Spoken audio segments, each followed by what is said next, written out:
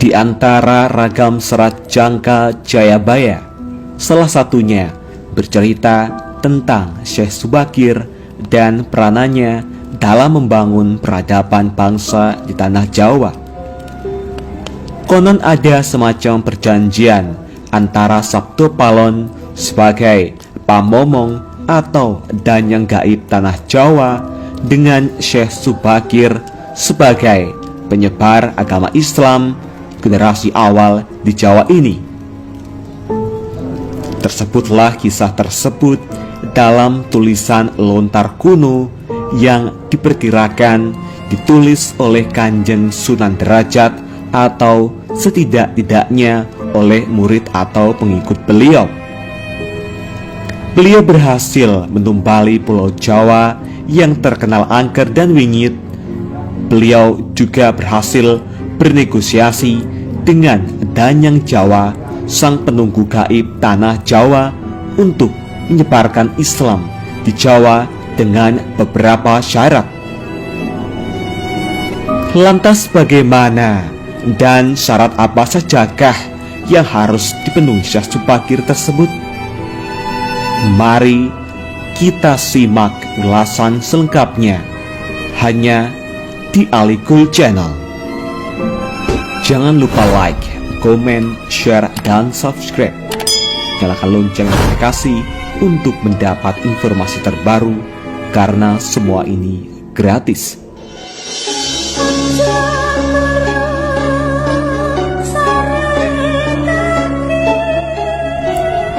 Nama Syekh Subakir sudah tak asing lagi bagi sebagian besar masyarakat Jawa.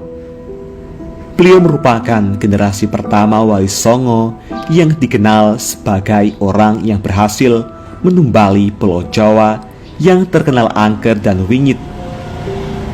Beliau juga berhasil bernegosiasi dengan Danyang Jawa, sang pelindung gaib tanah Jawa, untuk menyebarkan Islam di Jawa dengan beberapa syarat. Di dalam kitab Musarar diceritakan bahwa pada masa dahulu Pulau Jawa terkenal sangat angker dan kondisinya tak karuan. Pengaruh magis di tanah Jawa masih begitu kuat, di mana banyak jin dan setan menghuni setiap sudut tanah Jawa yang saat itu masih berpenduduk hutan belantara. Suatu hari, Sultan Turki saat itu, yaitu Sultan Muhammad I, mendapatkan petunjuk untuk melakukan penyebaran Islam di Pulau Jawa. Maka diutuslah rombongan para alim ulama untuk mendatangi Pulau Jawa guna syiar Islam. Sayangnya, hampir seluruh rombongan tersebut tewas dikarenakan perbuatan para lelembut penduduk tanah Jawa yang tidak mau menerima ajaran Islam.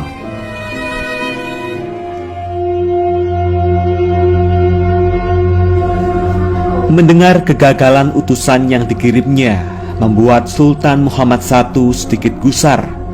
Akhirnya ia pun memerintahkan seorang yang terkenal alim, ahli ruqyah, memiliki kemampuan untuk berinteraksi dengan dunia gaib, serta memiliki keahlian dalam membabat tanah yang angker.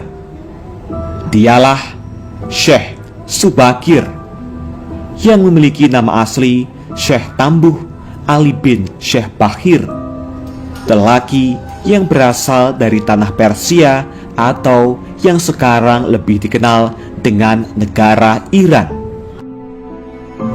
Setelah mendapat perintah Sultan, Syekh Subakir langsung berlayar ke Pulau Jawa. Namun sebelum sampai ke Pulau Jawa, beliau terlebih dahulu mampir ke Praja Keling, sebuah daerah yang diduga terletak di India, untuk mengajak penduduk di Praja Keling agar mau menempati Pulau Jawa. sekitar 20.000 penduduk Praja Keling turut serta dalam pelayaran Syekh Subakir menuju Pulau Jawa. Sesampainya di Pulau Jawa, Syekh Subakir langsung menuju ke Gunung Tidar yang diyakini sebagai titik pusat dari tanah Jawa. Di puncak Gunung Tidar, Syekh Subakir memasang tumbal berupa batu hitam yang sudah dirajah. Batu tersebut dikenal dengan nama Aji Kolocokro yang mampu menetralisir daya magis negatif dari bangsa jin. Selama 3 hari 3 malam, batu tersebut mengeluarkan hawa yang sangat panas, sehingga membuat para lelembut terpaksa menyingkir ke laut selatan Jawa. Kegegeran di dunia gaib pun mengusik ketenangan Ki Semar Bodronoyo, sang danyang tanah Jawa, yang selama ribuan tahun khusyuk bertapa. Selanjutnya terjadilah adu kekuatan antara Syekh Subakir dengan Ki Semar selama 40 hari 40 malam.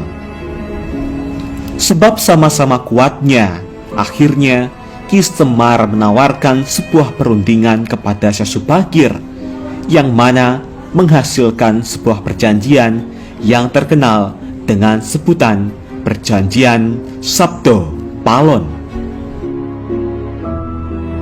Syekh Subakir menyampaikan maksud kedatangan beliau ke tanah Jawa guna menyebarkan ajaran Islam, agama yang dibawa oleh Nabi Muhammad sebagai pamungkas agama Samawi.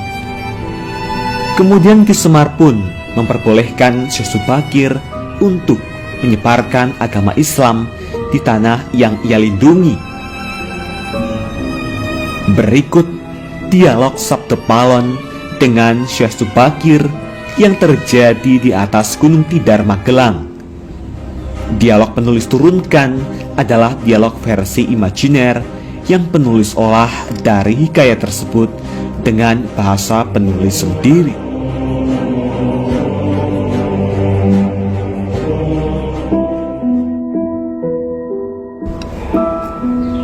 Syekh Subakir. Kisanak, siapakah Kisanak ini? Tolong jelaskan kepada saya. Sabdo Palon. Aku ini Sabdo Palon, pamomong atau penggembala tanah Jawa sejak zaman dahulu kala. Bahkan sejak zaman Kadewatan, para dewa, akulah pamomong para kesatria leluhur. Dulu aku dikenali sebagai Sang Hyang Ismoyo Jati, lalu dikenal sebagai Ki Lurah Semar Bodronoyo, dan sekarang zaman Mojopahit ini namaku dikenal sebagai Sabdo Palon. Syekh Subakir. Oh, berarti Kisanak ini adalah danyang atau penguasa tanah Jawa ini? Perkenalkan Kisanak, namaku adalah Syekh Subakir, berasal dari tanah Syam, Persia. Sabdo Palon. Ada hajat apa gerangan Jigantiko rawuh di tanah Jawa ini? Syekh Subakir. Saya diutus oleh Sultan Muhammad yang bertahta di negeri Istanbul untuk datang ke tanah Jawa ini. Saya tiadalah datang sendiri. Kami datang dengan beberapa kawan yang sama-sama diutus oleh Baginda Sultan. Sabdo Palon. Ceritakanlah selengkapnya Kisanak, supaya aku tahu duduk permasalahannya. Syekh Subakir. Baiklah. Pada suatu malam, Baginda Sultan Muhammad bermimpi menerima wisik atau ilham, wisik dari Yang Akarya Jagat, Gusti Allah, Zat yang Maha Suci lagi Maha Luhur, diperintahkan untuk mengutus beberapa orang alim ke tanah Jawa ini. Yang dimaksud orang alim ini adalah sebangsa pendeta, Brahmana, dan Resi di tanah Hindu. Pada bahasa kami disebut ulama. Sabdo Palon. Jadi, Cingandiko ini termasuk ulama itu tadi? Syekh Subakir. Ya, saya salah satu dari utusan yang dikirim baginda Sultan.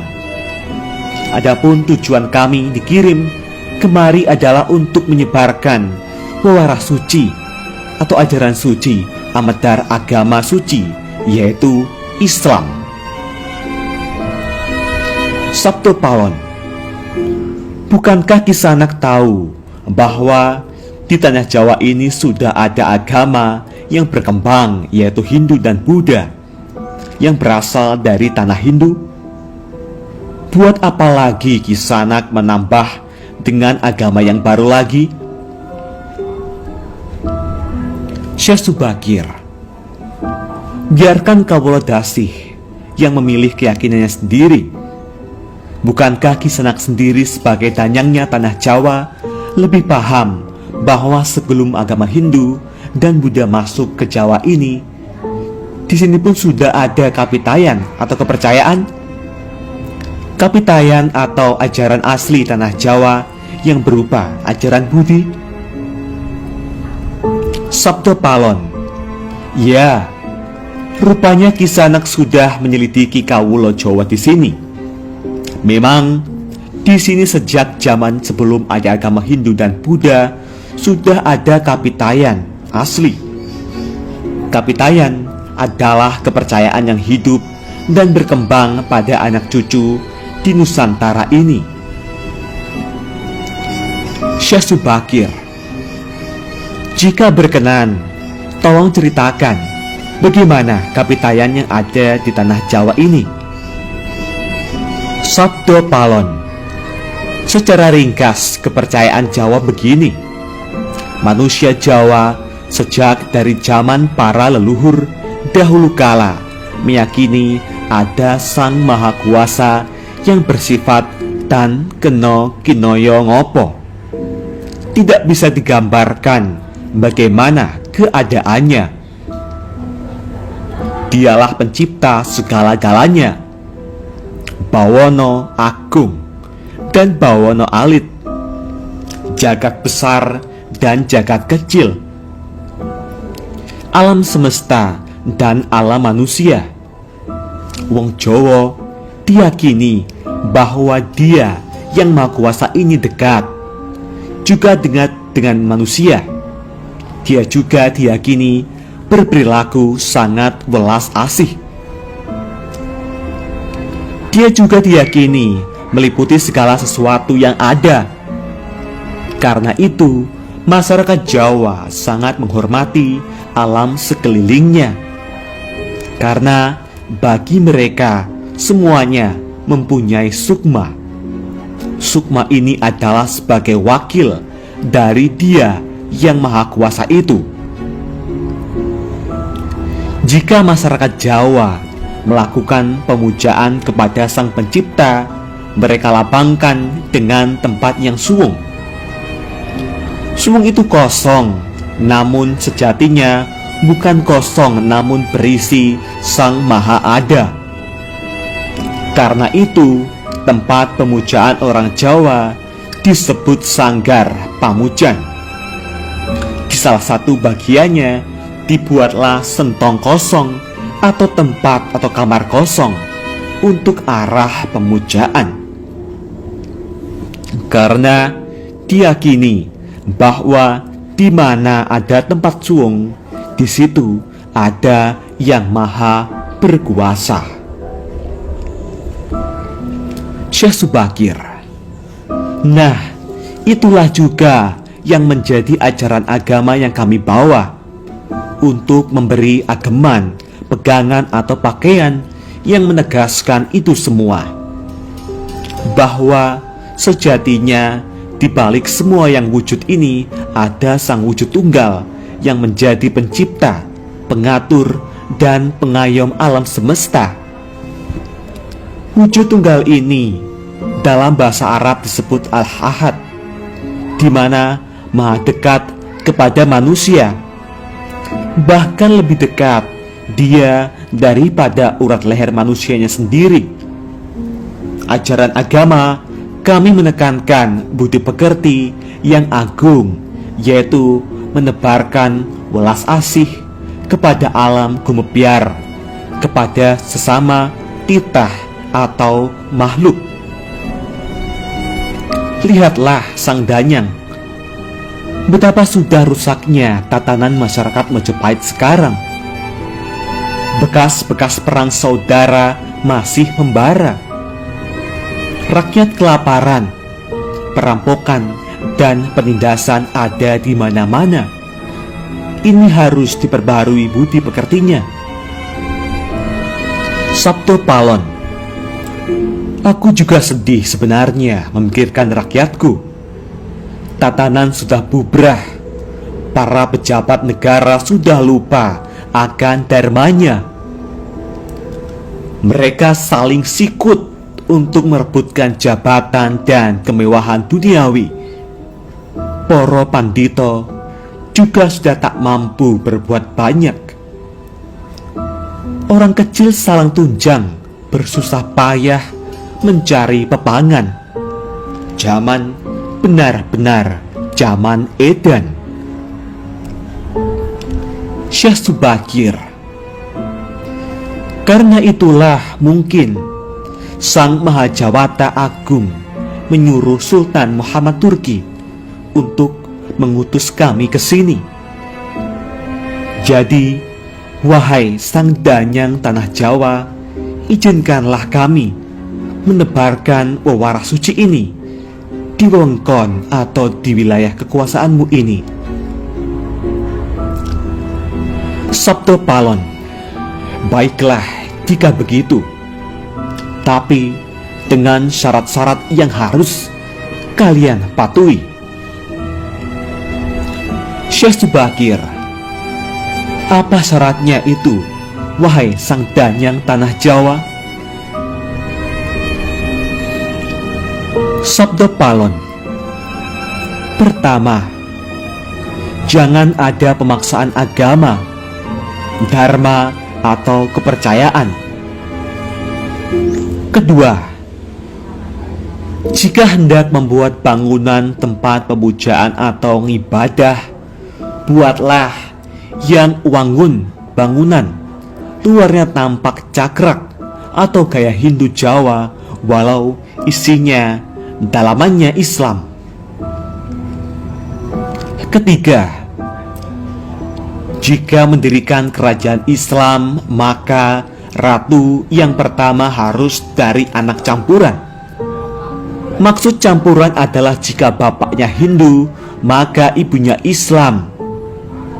Jika bapaknya Islam, maka ibunya harus Hindu.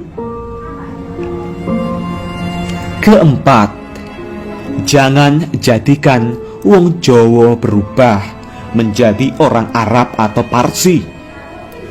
Biarkan mereka tetap menjadi orang Jawa dengan kebudayaan Jawa, walau agamanya Islam. Karena agama setahu saya adalah dharma, yaitu lelaku hidup atau budi pekerti. Hati-hati jika sampai orang Jawa hilang Jawanya, hilang kepribadiannya, hilang budi pekerti yang adiluhung, maka aku akan datang lagi. Ingat itu, 500 tahun lagi, jika syarat-syarat ini kau abaikan, aku akan muncul membuat goro-goro. Syekh Subakir, baiklah, syarat pertama sampai keempat aku setujui. Namun khusus syarat keempat, betapapun aku dengan kawan-kawanku akan tetap menghormati dan melestarikan budaya Jawa yang adiluhung ini. Namun, jika suatu saat kelak karena perkembangan zaman dan ada perubahan, maka tentu itu bukan dalam kuasaku lagi. Biarlah Gusti Kang Akarya Jagat yang menentukannya.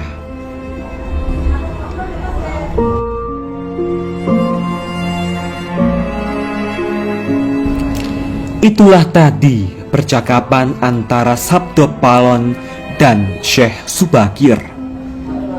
Memang susah untuk mengetahui keadaan, asal-usul, atau gambaran kondisi sebuah masyarakat nun jauh ke masa lalu. Semakin jauh masa itu, semakin gelap gambarannya. Namun, upaya-upaya ahli sejarah dan lainnya untuk menguaknya patut dihargai. Paling tidak ada sedikit gambaran yang mungkin bisa kita lihat, meski tidak sebenarnya benar 100%.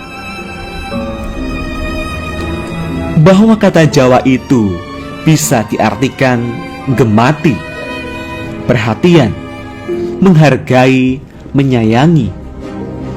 Jadi siapapun mereka bisa melakukan itu semua di Pulau Jawa ini akan menjadi leluhur Jawa, entah dia dari belahan dunia manapun. Itulah tadi bunyi perjanjian Sabdo Palon dengan Syekh Subakir.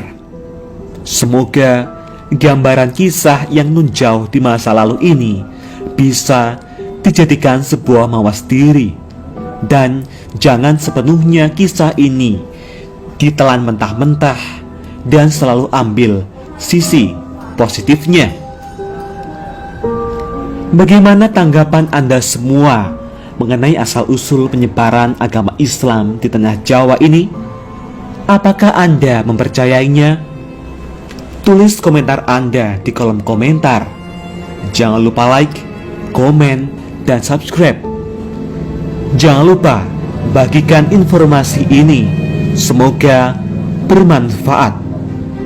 Nantikan video terbaru selanjutnya hanya di Alikul Channel. Terima kasih.